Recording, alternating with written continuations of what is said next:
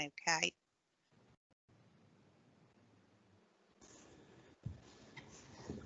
So, good morning, everyone. Firstly, I'd like to apologise for the bit of disaster we had on Monday to all the Year 11s and their tutors. Hopefully today will go much better. So my name's Rachel and I work for the Department for Work and Pensions in the Job Centre Support Skills Advisor for Shropshire. And as part of that, sorry, I can hear all the feedback. I support apprenticeships as an apprenticeship champion. Okay, so obviously at the moment for the Year 11s, you're thinking about your next steps. And what I would say is if you are considering apprenticeship, you might want to also consider college routes as well. So it's good to have options and certainly explore apprenticeships, but make sure you explore the college and apply for both. Okay, so what is an apprenticeship? So an apprenticeship is a real job. It's not like work experience. You're employed and you will be completing real tasks within the role. You will have a contract of employment, including holiday and sick pay, and you'll work for a minimum hours of 30 a week. This includes time for you to complete your learning. You'll study towards a work-related qualification. In terms of the wages, they do vary. So lots of employers pay the minimum apprenticeship rate, which is £4.15 an hour, but many others pay more than that. So it really does depend on the employer who's offering that apprenticeship. How does an apprenticeship work? Well, you spend 80% of your time on the job learning and 20% of the time off the job learning, which we'll talk about in a second. The 80% of your time on the job learning will be in the workplace and you will be completing the tasks.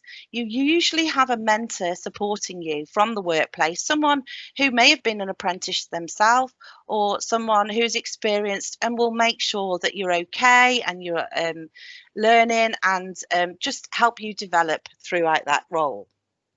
So the 20% of time, all apprenticeships are different and it really does depend on what you're doing it in. So some of the learning, the 20% learning, you might have to go to a college or a training provider, and there are some specialist training providers. So it does very much depend on what the apprenticeship is in. Some of that might be workplace learning. You might have assessors coming into the workplace to assess your learning during there, and some of it might be online. Obviously COVID-19 has had a massive impact on apprentices at the moment, and a lot of their 20% of time learning has been virtually and online. So the levels of apprenticeships. Apprenticeships don't just give you the qualifications, they give you the workplace skills, knowledge and behaviours. So they help you develop all the skills that an employer would need you to have in the workplace, all those soft skills like communication, teamwork, but they also give you that level to go with it. If you want to, you can start an apprenticeship with the potential to work all the way up to achieving a degree level. The level of apprenticeship you start on will depend on the kind of job that you're applying for, and it's really important that you are not held back by only looking for a particular level. So, for example, a degree apprenticeship, because it might be that you need to start at an advanced or even a higher level and work your way up. Doing the job is completely different to getting a GCSE or an A-level, and that's why it can be a little confusing. People often liken the levels of the apprenticeship, so they often say that an intermediate apprenticeship level 2 is equivalent to GCSEs and that an advanced is equivalent to A-levels. However, it can be true in some cases, but depending on the apprenticeship, you may start on a level 1. For example, construction trade apprenticeships usually start at a level 1 because it's not a subject that you might have done before, so you are having to start at the beginning. So don't get hung up on the levels too much. Keep your options open. The higher apprenticeship levels go through from a level 4 through to a level 7, and they're usually compared to a foundation degree and also a bachelor's and master's degree. The range of apprenticeship is continually growing, and there are lots more jobs that you can get into these days through an apprenticeship. For example, you can now become a pilot through an apprenticeship, or a solicitor, things that you could never do before. So there's just a few examples on the screen there, but the range is absolutely huge and always growing. They're continually changing, so it's always good to check. And you can look on the Institute of Apprenticeships.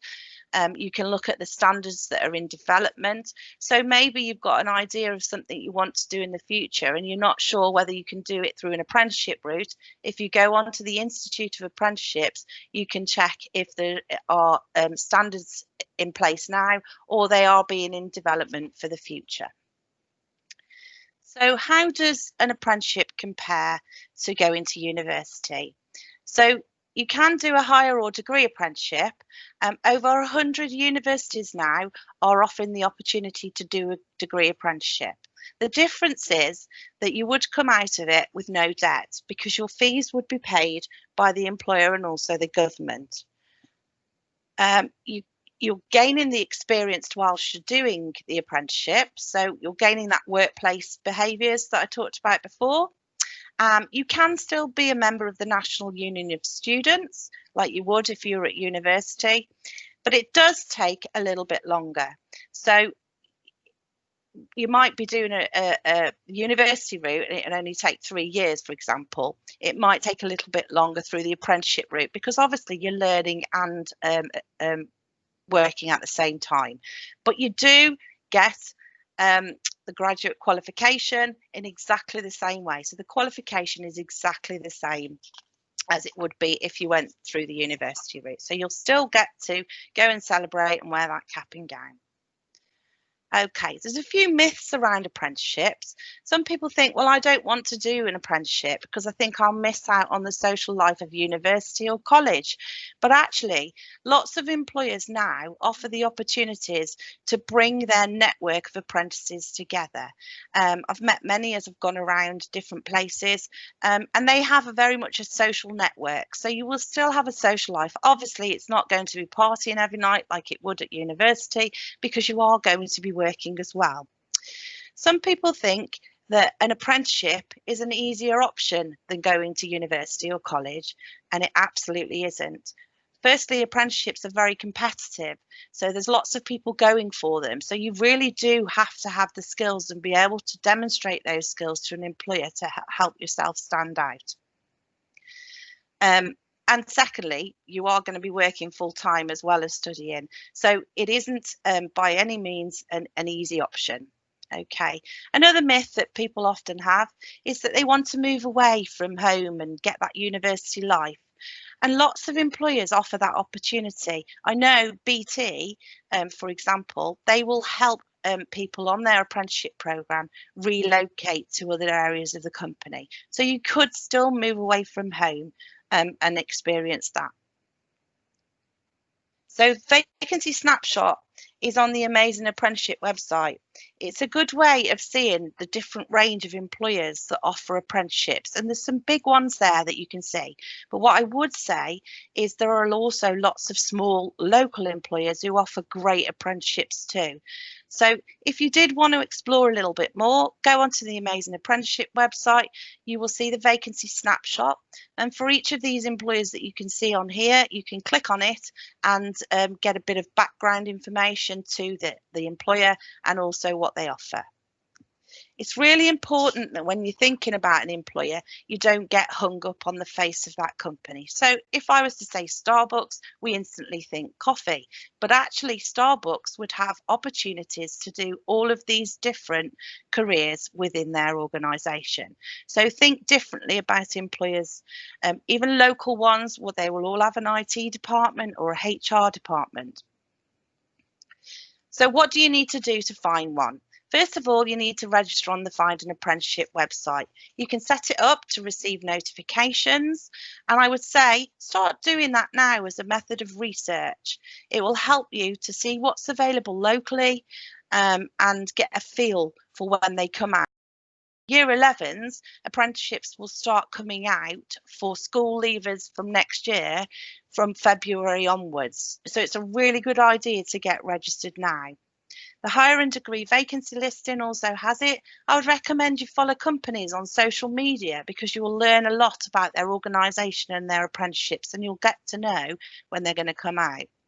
I think I've already said that lots of local employers offer apprenticeships, and over 80% of jobs, and you can see from the iceberg, aren't advertised because employers receive inquiries from young people who want to get into their organisation on a CV, and therefore they never need to advertise their jobs. So it's a really good idea for you to start researching local employers who might have opportunities that you can offer. Not all employers use the Find an Apprenticeship website. And of course, sometimes it's not always what you know, but who you know. That is still true. You need to let people know you're looking for apprenticeships and they will keep their ears out. Family, friends, anyone. Okay, so what we're going to do now is we're going to watch a video from this young man, Aleem, who will be talking about his apprenticeship journey. Hopefully you can hear it.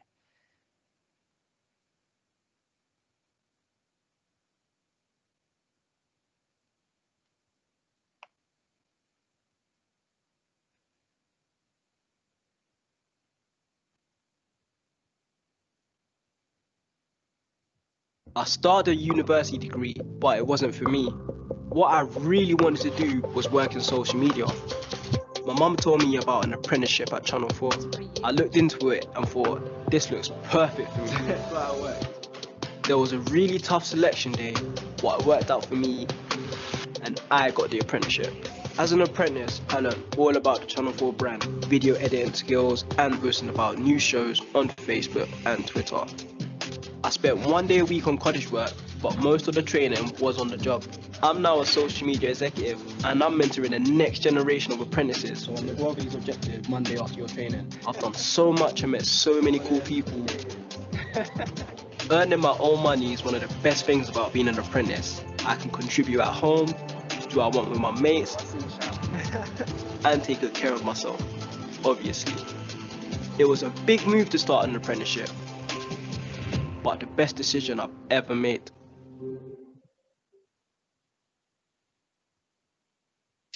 Okay, so that's me. Has anyone got any questions? Hi Rachel, thank you for that. That's absolutely worth the wait for the assembly. Thank you, that's absolutely stunning information. If I can ask the tutors if you're able to switch your mics on if you've got any questions from the classrooms. Year 10s, I know that you're on isolation at the moment. I don't need the no's because obviously I'm going to get loads of no's coming in. Can you only respond if you actually have a question, please? We've got Rachel for a good few minutes left, so we can go from there. Actually, whilst they're thinking it up, Rachel, if I'll ask a question. Where you showed the iceberg picture, where you actually said about only a small proportion are advertised and then a large amount that aren't, how can our students deal with that here? Because I think that knowing exactly how to tap into that in our economic area would be a really sort of good area for them to understand what to do. Okay. Yeah, and that's a really valid point. I think it's about them researching the employers that are out there. So if they know what they want to do, for instance, construction, I know typically in construction, employers don't often advertise their apprenticeships. You might get the big brands like Barratt Homes, but I know that local organisations like Paverways, Shropshire Homes, they tend to receive CVs in from young people who expressing an interest in working for their company, and they will get in touch with them on response to that CV and then take it from there. So you don't tend to see them advertising their opportunities very much. I think it's important that young people get that CV together and start researching the employers that are out there and getting in touch with them. That's how I'm getting some questions in now. My first question is, are there any apprenticeships that exist using drama? The only one, I mean, drama isn't a hot job in the labour market in Shropshire, so you're going to have to research further afield really for something like drama. I'm sure they do exist, but you might be thinking more like drama teachers, apprenticeships in those sort of things locally. Nationally, obviously COVID has massively affected the arts and drama sector at the moment, so you're probably not likely to see it. There is a video on the Amazing Apprenticeship website of a young person who tried to get into that field, and they went down the theatrical route, but in a different capacity. So they were working behind the scenes, but it was a good opportunity to get in the door. It's a really hard industry to obviously break. Apprenticeships aren't readily available in that. Well, okay, I'm getting quite a few questions coming in now. Could you, I've got a few more questions about what types of apprenticeships. So we're looking at apprenticeships in music, in graphics, and I've got another question talking about the difference between a vocational course and an apprenticeship.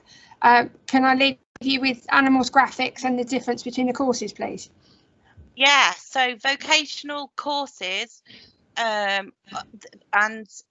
what you would find is if you were on apprenticeship, a vocational apprenticeship, you would probably be going to a local college to do that vocational course as part of the apprenticeship anyway, or you might be going to a specialist training provider. So apprenticeships include the course, if you like, if that makes sense.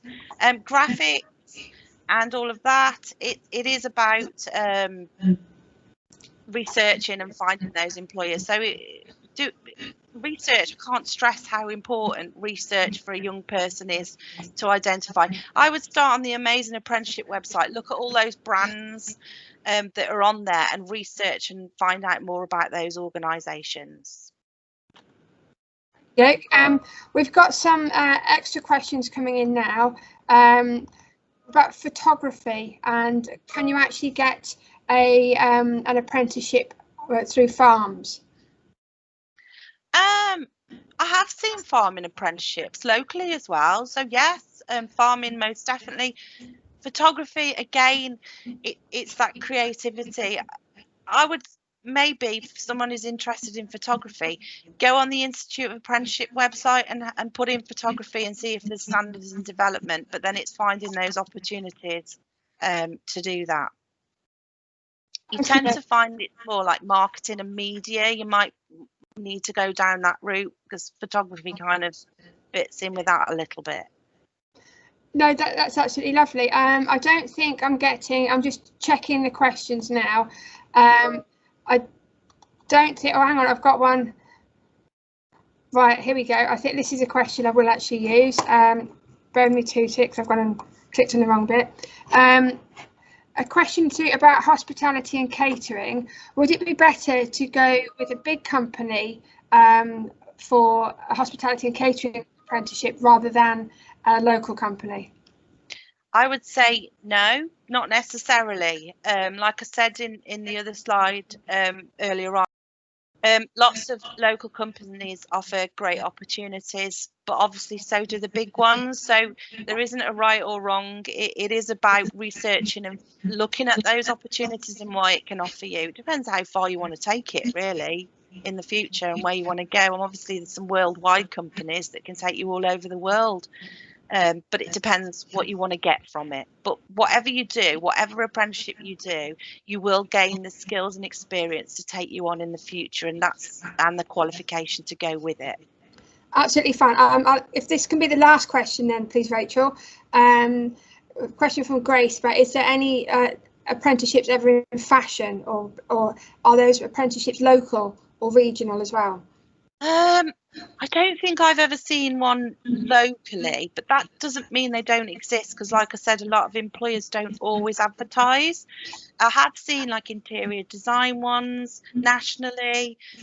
So again, Grace, it's about researching and finding out a little bit more about organisations, maybe contacting some of the national fashion organisations and seeing what they offer.